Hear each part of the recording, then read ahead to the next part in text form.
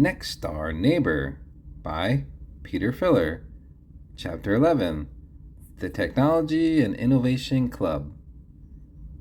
On the first Friday after spring break, Jodas slouched at his desk in Spanish class, staring blankly at the whiteboard as Miss Quintanilla went over verb conjugations.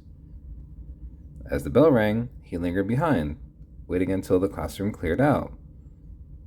Jodas said, "Miss Quintanilla, I gotta say, I'm so tired of school. It's just the same thing every day. Notes, tests, homework. Do we ever get to do something?"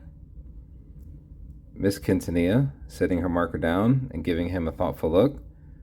"You're not the first student to feel that way. What are you interested in, Jodas?" Jodas perking up slightly.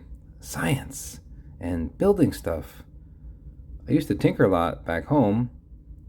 I wish we could do experiments instead of writing about them." Miss Quintanilla, smiling. "Then why don't you start a club? We have a lot of empty slots in the extracurricular roster. Find a sponsor and fill out an application. You can make school more exciting for everyone." Jodas grinning wide. "Really? That's allowed?" Miss Quintanilla. "Absolutely. Think about it over the weekend and let me know on Monday." Jodas rushed home that afternoon and burst into the house on Seawall Boulevard, where he, Jenix, Uncle Stan, and Aunt Mary Ann were living under their Earth identities. Jodas waving his arms. "Jenix, I've got an idea. We're going to start a science club." Jenix looking up from a tablet, streaming images of Earth's weather patterns. "A club? What for?" Jodas.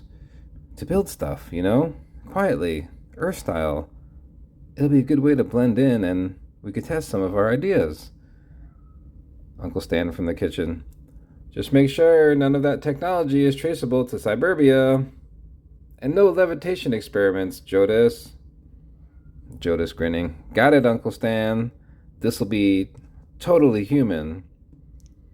On Monday, Miss Quintanilla helped Jodas get the application form. Jodas and Jenix filled it out together between bites of cheese pizza at lunch. They called it the Technology and Innovation Club. Principal Moses reviewed the form with a raised eyebrow, but approved it. Miss Perez, the enthusiastic science teacher with a penchant for robotics, agreed to be their sponsor. At their first meeting in room 214, 4 students showed up. Jodas stood at the front of the room with a hand-drawn poster that read, "Come build the future." Jenix set up a table with a few simple circuits and explained how to make a potato battery. The other students were skeptical. Aaron snickered. "What is this? Science class 2.0? Jenix deadpan. "More like science class leveled up." By week 3, after their bake sale raised enough for a shopping spree on electronics kits, word spread. More students came. Miss Perez noticed something odd. Jodas and Jenix didn't need instructions. They just knew. One afternoon, she stopped by their table to inspect their latest creation.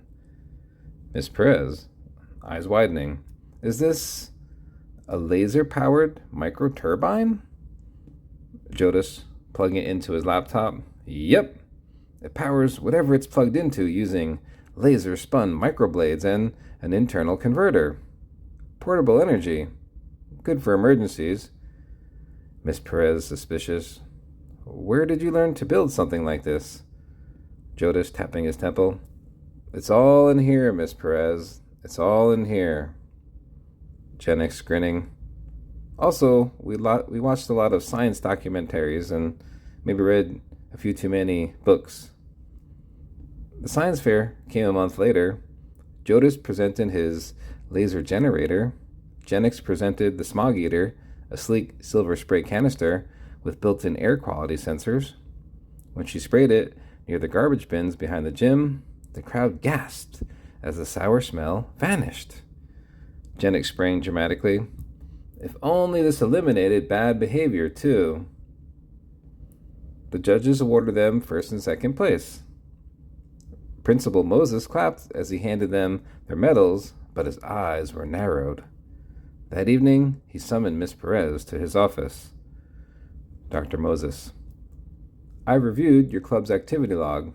Are you sure the Paralux twins built these devices alone?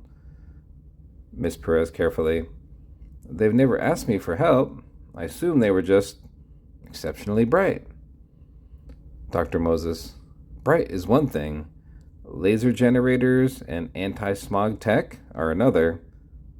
They're 15. Miss Perez: They're 14, actually. Dr. Moses gasped.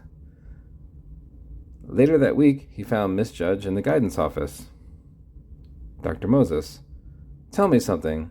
Have you noticed anything unusual about Jodis and Genix?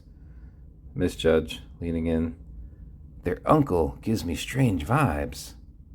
Always hovering around Miss Perez, and I've seen him come to school during lunch. No reason. Dr. Moses, half joking: You think he's helping them? Miss Judge, deadpan: Or they're aliens on a secret mission. Dr. Moses, laughing nervously: Let's not get carried away. But late one night, while reviewing student files in his office, Dr. Moses paused at the screen. No birth certificates, no middle school records, just transfer paperwork from a private institution abroad. He stared at the blinking cursor on the screen. His hand hovered over the phone. Dr. Moses quietly: Who are you, Jodis and Genix Paralux? It was Thursday afternoon when Jodis and Genix were pulled from class. The announcement came over the intercom, clear and sharp. Jodis Paralux and Genix Paralux, please report to the principal's office immediately. Their classmates oohed and whispered as they got up. Jodis shot Genix a quick glance. Jodis telepathically: Stay calm. It's probably about the science fair. They might want to ask questions. Genix telepathically: Questions that smell like trouble. They walked down the hall in silence.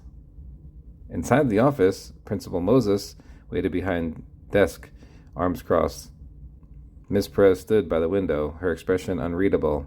Miss Judge sat near the file cabinet, clipboard in hand. The moment the twins entered, the atmosphere tightened. Dr. Moses: Close the door behind you, please. Genix shut it. Jodis remained standing. Dr. Moses: Take a seat. They did.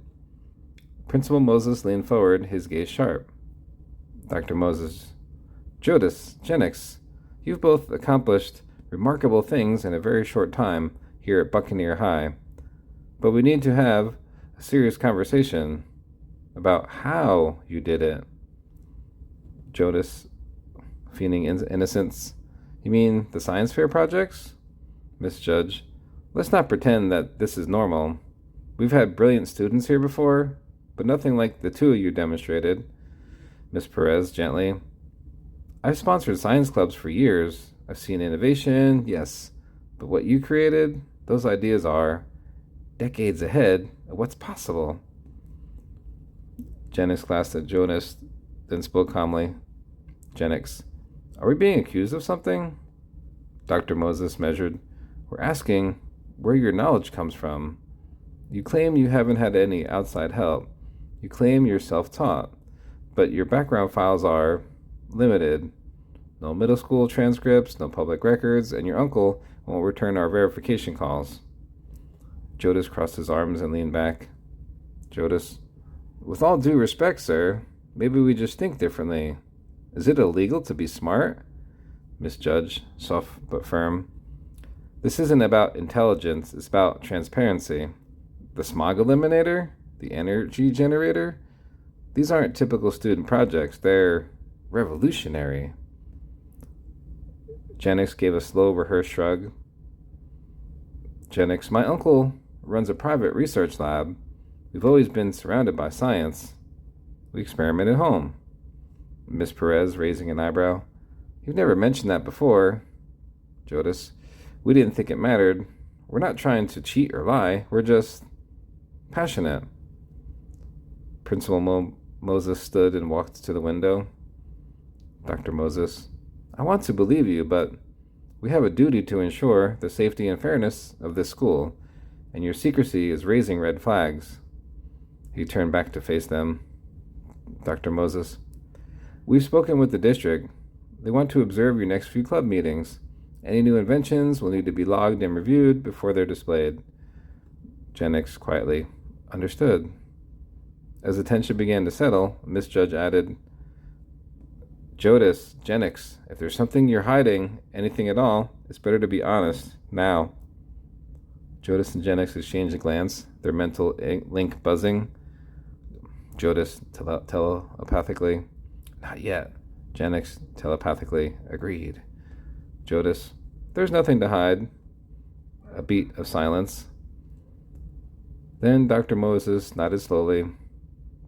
Very well, you're dismissed. The twins stood and walked out, calm on the outside, but a storm of thoughts swirling within. As they exited into the sunlight of the hallway, Jodis finally whispered, They're watching us now, every step. Jennings, then we better start acting normal while we still can.